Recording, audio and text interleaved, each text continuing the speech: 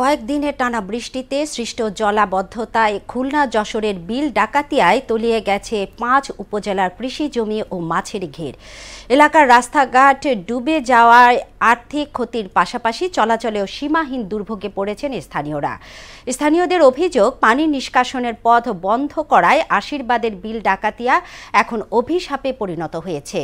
সংকট নিরসনে স্থায়ী পদক্ষেপের দাবিও জানান তারা। খুলনা ব্যুরো থেকে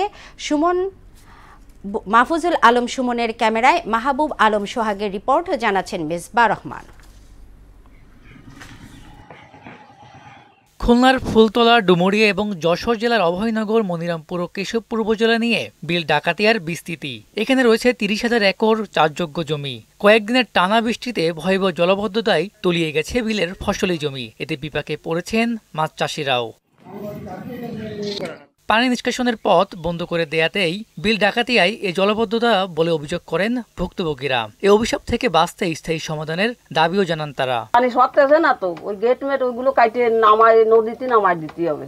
আজকে আমরা এই ২০ দিন ধরে আমরা এই জলাবদ্ধতা আছি, তার নিষ্কাশন না হওয়া পর্যন্ত আমাদের সবাই দুর্ভোগ হওয়া যাচ্ছে। আমার ঘরেও পানি, বাইরেও পানি, সব জায়গায় পানি।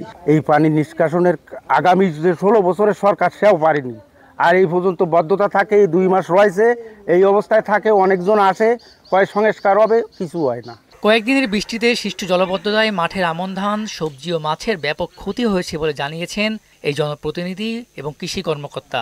90% এলাকা জলমগ্ন, প্রত্যেক ঘের ভেড়ি সমস্ত 100% ঘের ভেড়ি জলমগ্ন। তার সবথেকে বেশি ক্ষতিগ্রস্ত আমার ১ নম্বর ওয়ার্ড। এখানে সারাবিটা, বটবড়া, বারাণসী, মুজারগুড়া 4টি গ্রাম আছে। ডুমুরিয়া উপজেলাতে মোট ১৭,৭২০ হেক্টর জায়গা চাষ শুরু হয়েছে। তার ভিতরে আমন চাষ হয়েছে ১৪,১৫০ হেক্টর। তার ভিতর ক্ষতিগ্রস্ত হয়েছে এই বর্ষায় ৪,০০০ হেক্টর জায়গা। খুলনা ও যশোরের সীমান্তবর্তী উপজেলার অন্তর্গত খাল, নদীর অকেজো ও বিনষ্ট সুইচ গেটগুলো দ্রুত মেরামত এবং ভরাট হওয়া অংশের খননের মাধ্যমে জলাবদ্ধতা নিরসনে উদ্যোগ নেয়ার। সুদবিহীন ব্যাংকিং এ আত্মশুদ্ধির পথ এনআরবিসি ব্যাংকের ইসলামিক ব্যাংকিং আল আমিন। কথা জানালেন স্থানীয় প্রশাসনের কর্মকর্তারাও। মূলত আমাদের যে পানি নম্বর স্লুইস গেটগুলো আছে, গেটগুলোর দীর্ঘদিনের অব্যবস্থাপনার কারণে গেটগুলো অকেজো অবস্থায় আছে এবং পানি অপসারণের কোনো সুযোগ সেখান দিয়ে না থাকায় এই জলাবদ্ধতার সৃষ্টি হয়েছে।